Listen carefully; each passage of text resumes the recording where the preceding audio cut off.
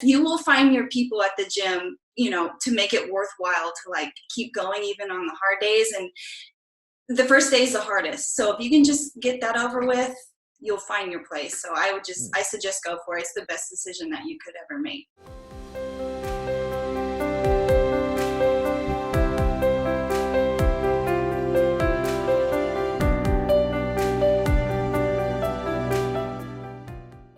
What got you interested in jiu-jitsu originally?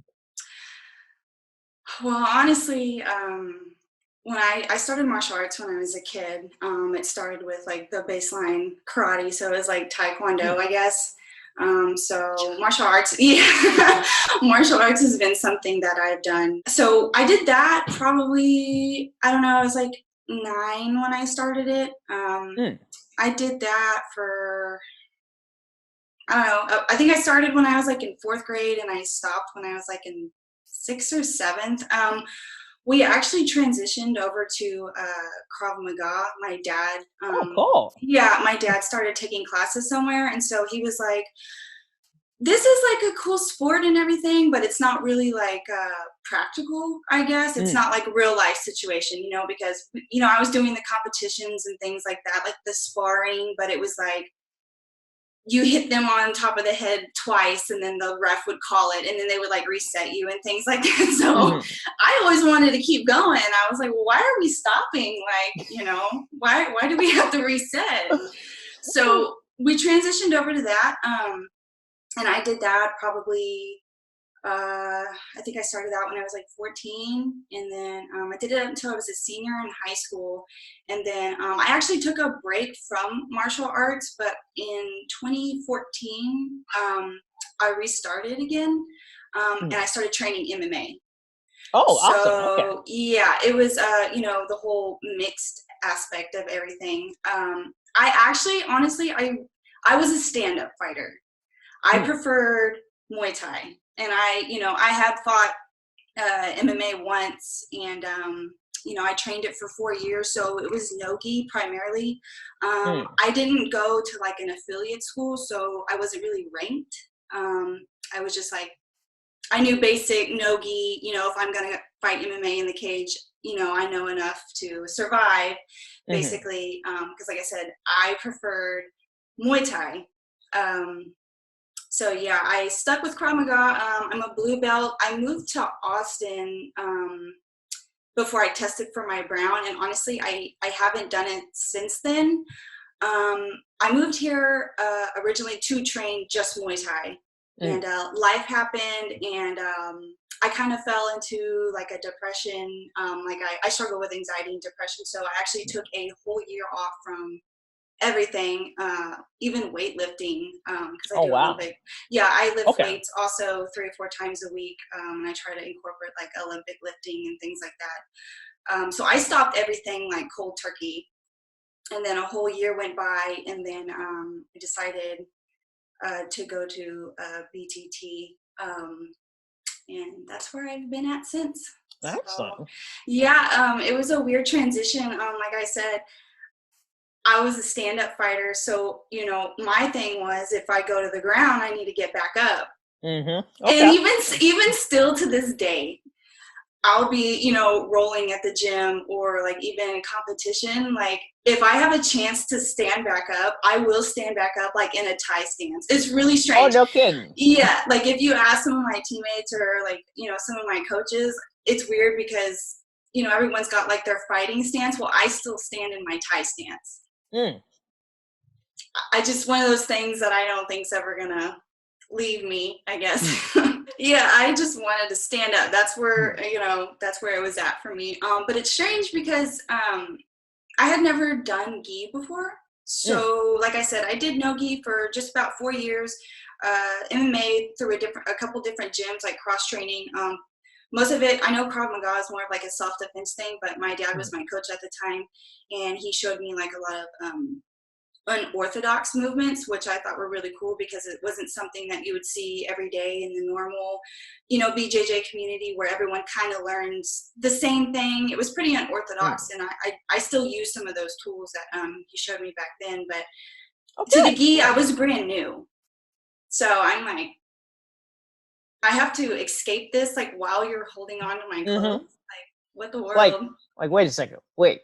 It makes it a lot You can harder, grab that's me for now? sure. Yeah, it makes it a lot harder, that's for sure. What are some things that you look for in a martial arts gym? I like a really good atmosphere. I like good vibes. I've been to good gyms where you feel welcome and everyone's really nice. And then I've been to gyms where it's very ego based, I guess you could say. You kind of get the vibe that the teammates are like competing with each other. I don't like that kind of environment. I don't think that as a fighter, you can really grow if you're trying to compete with your teammates, you know what I mean? So I don't really cross train. I prefer just to train under my professor only. If I ever do want to cross train with people, they come to my gym. But back in the past, you know, if I was going to different gyms, it was always good vibes. And I'm pretty good at reading things like that. So I would know as soon as I walked in the door, like, you know what I mean? If it was somewhere that I wanted to train. Okay. Would it be fair to say that you know, you kind of get this gut feeling, or that's Yes, I am a very intuitive person, and like I always know. So, yeah. Well, folks, remember, trust your gut. Yes, trust your gut. From your perspective, what is it like training in an overwhelmingly male-dominated sport? So I really don't mind it because I give the guys at the gym, I give them a run for their money. So it doesn't bother me at all. I think some of them might be a little intimidated by me, but I mean, it is more male dominated. But honestly, I don't really have a problem with it. The way I, you know, try to look at it, I'm in one of the lower weight classes, so I fight at, I can't remember how IBJJF does it off the top of my head, but I cut weight and we have to weigh in with the gi. We have to be 118. So that usually means I walk around about 120. So, you know, that's still, I have to cut to like 114 to, you know, make it with my gi. I actually like training with men because if I can give you a run for your money, I'm not going to have a problem with girls my size, basically. You know what I mean? And I think that since I do lift, you know, I do Olympic lifting and things like that, it does help me because I have like a strength advantage to those who don't lift weights. Good. You know what I mean? So that really helps too. Are there any barriers or challenges that you've had to overcome because of this? As far as with like the guys in the community, I sometimes have guy haters. I know that's really strange, but Go on.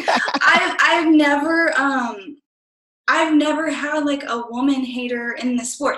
Even besides jiu-jitsu, just like even like when I was training MMA and I would fight, or you know, I was doing Thai fights. A lot of the time, I don't know if it's like I'm not the most confident person in the world. I don't know. I'm not sure where the disconnect is. But I would have like males like put bets against me like on Facebook. Like, oh goodness. Yeah, like, you know, I hope she gets her ass kicked or, you know, things like that. And I'm like, I don't even know y'all. Like, why are y'all like, right? So I'm like, I don't even know y'all personally for y'all to be like saying stuff like that. And so, you know, and then there's also been times where I've had guys go really hard on me in sparring, like, you know, they've hurt me before, like, because I'm not the easiest to beat. So I'm still small and I'm still a woman. I cannot compete with male strength. So as far as barriers, that for me is really hard to overcome, just because a lot of the time, sometimes I've felt discouraged or, you know, terrified that, you know, I'm going to get hurt, you know, during training or whatever, you know, because they forget. So with my anxiety, it's really hard for me sometimes to, you know, if a situation hasn't happened like that in a while, but, you know, times that it did, just for me to like show back up in the gym and like train, that's a whole other mental battle for me. So you mentioned briefly the IBJJF. So do you compete?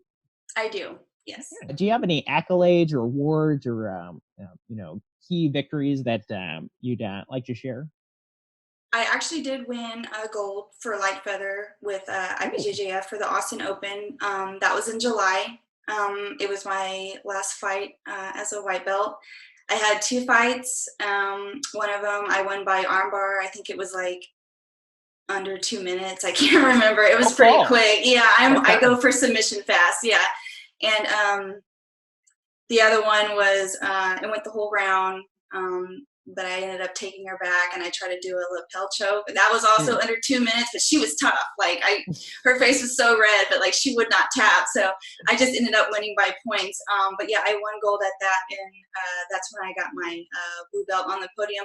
I did a couple before that. Yeah, like a Fuji and a Naga. I won gold at those two, but IBJJF is like the higher level, so I think of that one more of like an accomplishment so far. Oh, cool. So, yeah. Well, congratulations. Yes, thank you.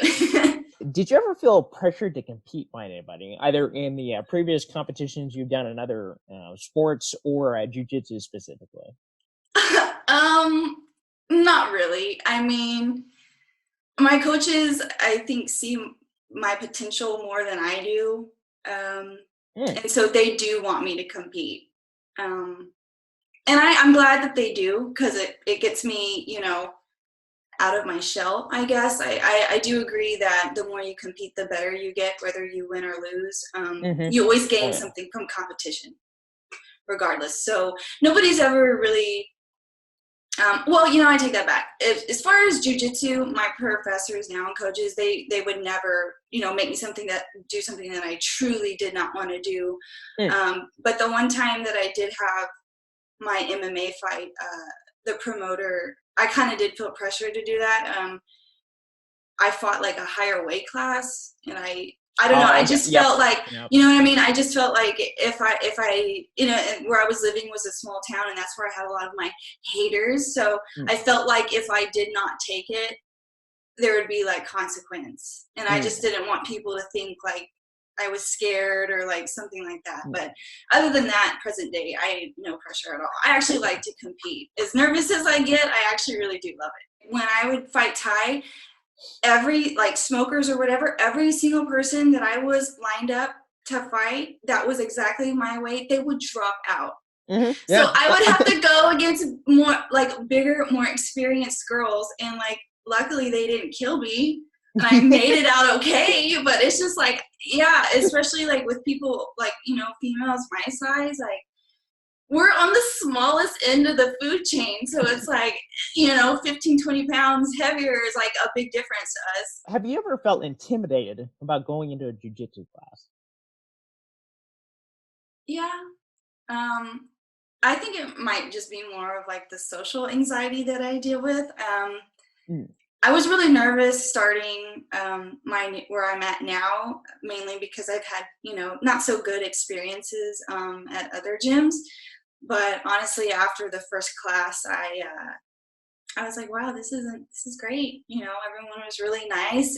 Oh, good. Yeah, so far so good. What would you recommend for anybody who is feeling intimidated just because of more of the social anxiety aspect of things? What would you recommend for them to be able to try classes out? I honestly would just say, just go for it. I know it's scary, but you're going to find your people there that will take care of you. Like I have two really close friends at the gym, besides my professor and his wife, my friends Israel and Amanda. They're like, honestly, like the days that it's really hard to show up, I still show up because of them. So like you will find you will find your people at the gym, you know, to make it worthwhile to like keep going even on the hard days. And the first day is the hardest. So if you can just get that over with, you'll find your place. So I suggest go for it. It's the best decision that you could ever make. Okay. What has jiu-jitsu done for you? I mean, I think it's just anybody that competes. We always have our doubts, but it wasn't until I started with BTT that my confidence has gone up, you know, competition wise. You know, it really does help. My anxiety is not as bad as it used to be.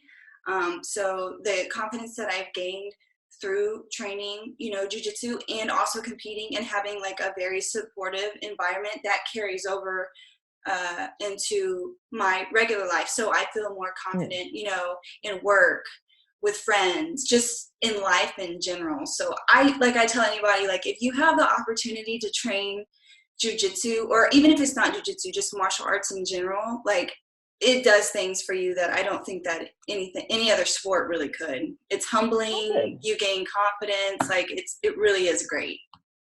But first, a message from our sponsors. Actually, just kidding. I don't have any sponsors around here at this point. It's a one-man operation.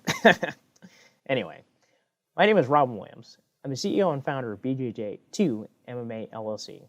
I want to let you know that I spent in excess of 80 plus hours doing the research, the writing, the scheduling interviews with people, conducting the interviews, doing editing and other post-production stuff, as well as doing research into the things that people reference during the interviews. I can include links for folks who want to seek more information.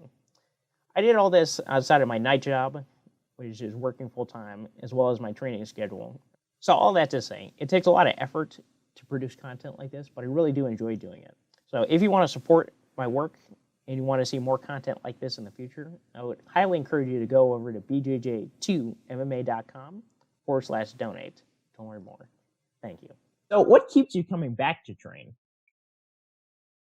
I would say the people, honestly, other than the fact that I guess it's going on a year and a half that I've been there. What my professor and, like, you know, my coach mentor Israel, you know, they've done for me, I've progressed really quickly, and it's just exciting. Like, you know, some of the gyms in the past, I really wasn't like hitting my highest potential, but at this gym that I am, you know, I can see the progress and I can feel it, you know.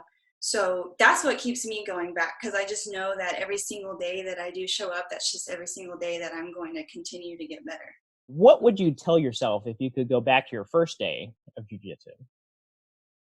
Just don't be so hard on yourself.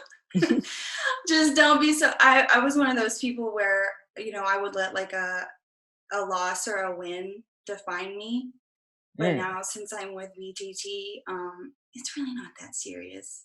You know, just I don't really do this for anybody but me. So you know, back in the past, I was doing it to like prove something to the people who would like say that I couldn't win and things like that. But now I just do it for me. So yeah. Good. Well, good on you living your best life. Yes, the best life. There's a million and one people waiting in line to throw stones at you. So yeah. I feel like it's easier just to go out and have fun and live your life, and they'll do their own thing. Yeah. What do you think would help more women and girls get into the sport of jiu-jitsu? I think a big factor why some of them might not start to begin with is because, like we were talking about earlier, it is a male-dominated sport, and I think that that might intimidate some of them. It didn't me, just because like I started this at such a young age, and like I said, I give the guys a run for their money, so I'm not scared of them. But I could see how if, you know, somebody has never trained before and they're interested, they might think, oh, well, you know, I don't really want to like roll around with guys. Like, what if they hurt me? Like, they won't. You know, for the most part, they are careful. So don't let the, you know, the fact that it is a male dominated sport, you know, determine whether or not you should train, because in time you'll learn what you need to, and then you'll start giving them a run for their money. So hey, okay. How do you think gym owners and instructors can make gym environments more welcoming to women and girls? That's a good one. I don't think I've ever really thought about that. I know at our gym, we want our women to feel like safe, like on and off the mats. So I think if more gyms, you know, we don't have a ton of girls at our gym, but and I think it's probably the same at a lot of gyms, but I think if, you know, they could have like a women's class only, or, you know what I mean? Especially for the ones that are like trying it out for the first time. Actually, a lot of gyms, they do offer like a women's only class, but I think if they, you know, make it a point that, you know, the top priority is like, you know, their safety and them feeling, you know, comfortable, you know, with whoever, you know, they're rolling with or their partners with, that would help, I think, expand women and BJJ in general. Are you an instructor, or do you have a desire to instruct others in the future? So currently, I am not an instructor at my gym. Back where I used to live, like I said, my dad owned his own gym, and I was teaching the kids Krav Maga there. And I Oh, was like, awesome. yeah, teaching kickboxing. But since I transitioned over to the ground only world, I haven't been teaching. But I think one day that would be cool. Like I said, I kind of get nervous. Um, Even if I'm partners with like, new people or white belts, like I know exactly what I'm doing, but I don't want to Hmm. be that guy that like shows them the wrong thing. So I'm like, Hmm. this is how you do it, but you should probably go verify that with professor because I don't want to be the guy that tells you wrong. So they're like, who showed you that? Oh, Ashley did. Just go check with professor. So I mean, I think in time, I'm only a blue belt, obviously, so I'm still really new to this. But I think in the future, like once I gain more experience, I think I would like to teach. I think that'd be really cool and like rewarding to do, Okay. Yeah. especially women. So all the women, come on, Oh yeah. make this up. Well, I realize that as I've been interviewing people, another common theme has been, it'd be helpful if when I walked through the door, there was a familiar face looking back at me. And I Right, realized, well, hold on. If all these people I'm interviewing don't, or either are not currently instructors or don't have a desire to instruct others in the future, right, where are these familiar faces gonna come right. from? What is one thing that you wish male jiu-jitsu practitioners would know about female practitioners? Okay, so there's like the two end of the spectrums for that. From in my opinion, we have you don't have to be like super gentle with us. You know what I mean? Mm, Like sometimes you have the guys that are like really rough that spaz out. Well, in that case, like you have to remember, like especially me because I'm really small. Like if I have a really good grip on you and you can't get out of it, don't freak out. Like mm, you don't have to spaz out. And then there's some of the guys that like don't try at all and they'll just like mm. let you submit them. And I'm like, I know you're letting me do that. So it's like maybe try to find like a nice medium because we're trying to like learn and grow too. So if you're being too rough, you're gonna Mm, hurt us. But if you're not, you're just letting us do whatever, well, it's kind of like counterintuitive to what we're doing. So, okay. Just to show the layperson that everyone's human, including people who do this sport, what is one embarrassing moment that you've either experienced personally or been a part of? I'm like, which embarrassing moment? I have quite a few. Um, so we can talk about Naga. I was gonna compete in gi and no gi, and I had a panic attack right before Oh no gi. no! Yeah, Oh yes, and it no! was bad enough that it was a panic attack. It was in the middle of, I think it was like I can't remember. It was like a gym. Mm. Um, so there it was. They're like calling me to go. They're like, Ashley Reger. And so, like, my coach Israel, I was like, I can't do it. I'm so sorry. So he's like Mm. petting my back and like in front of all these people. And so, like, he had to go, like, he was like, hold on, I got to go tell him, like, you're not going to do it. So I literally sat down how I am in my bathtub, like Indian style, pretzel style, on the middle of this gym floor, and I was just like, oh, I can't do Oh it. So that no! was yes. So that was pretty embarrassing. Luckily, that's never happened again. But that's Oh probably good. my top like 10 Mhm. embarrassing moments for myself. But I sucked it up, and then I went and I competed in gi, and I won gold. So it really wasn't that bad. I literally Awesome. just psyched myself out. One thing I'll mention here, and you may or may not find this helpful, but I definitely wanted to mention it for anybody who will be watching this. One thing that I found that has been just really helpful for me in overcoming anxiety in the moment is finding about 3 to 5 things just around you physically. So, just as an example, Yeah. around me right now, I got my glasses, which is why I Hmm. keep turning over and squinting because I can't see. I'll maybe look over and see I have a shirt with my gym's logo on it. I might focus over there on the lamp that's over there that's providing extra lighting. And I'm just cycling through that. I especially do this right before I step in the cage for MMA, and that'll help ground me back Yeah. down into reality. And then I'm much better able to overcome that feeling. And the other Right. thing to keep in mind is just your body is having the reaction of like, oh, you're in the jungle. and a lion's about to chase after you or something. So it's Fight just or important to flight. keep in mind. Yeah, your body is preparing you for combat or Yeah. war. So it's perfectly normal for that to happen. It's just you Yeah. gotta recognize it, allow it in, and then control. Let it come and go. Mind over matter. Yes. Anyway, who are some inspirational female figures for you? So ideally in grappling, but any other female figure is fine as well. I really love Fiona Davies. As far as BJJ, she's a monster. Oh yeah. She just broke Mosqueda's arm at ADCC, so I was like, amazing. I love her. She's probably my favorite in the BJJ world. As far as MMA, I really love Joanna UJJ. Okay. Some people love her, some people hate her. I followed her from the Thai days. I love her. I was super excited this last fight she had against Watterson. She actually went to the ground with her and attempted a submission. I was like, oh, is she really gonna do something on the, because that's how I was. You go to you sprawl and you stand back up, and you reset. So when I saw her actually on the ground, I was like, oh my God, she's doing jiu-jitsu this time. I've been waiting years to see this, and there she goes. So I was super thrilled about that. Imagine there's a little girl out there who may be interested in jiu-jitsu, but is feeling shy about it. What would you tell her to help get her through the door and onto the match for the first time? I would just tell her that she will really appreciate it later on in life. Just the feeling as a woman, having that power to be able to defend yourself, even as a child, because you still go to school, there's bullies. I would know, I got bullied. There's nothing more, satisfying than to know that you have the power to, be able to defend yourself. So I would just, give her that knowledge, to any little girl that's looking. They will never regret it. It's one of those sports, that can turn into a life lesson that she'll have with her forever.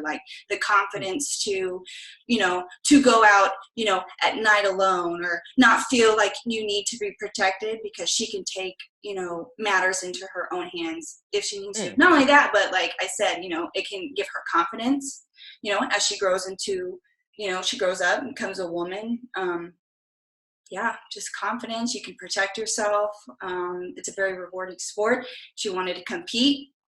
It's healthy, to learn, competition and things like that. So, are there any female-friendly groups or organizations that you're aware of that I can send people if they're curious for more information?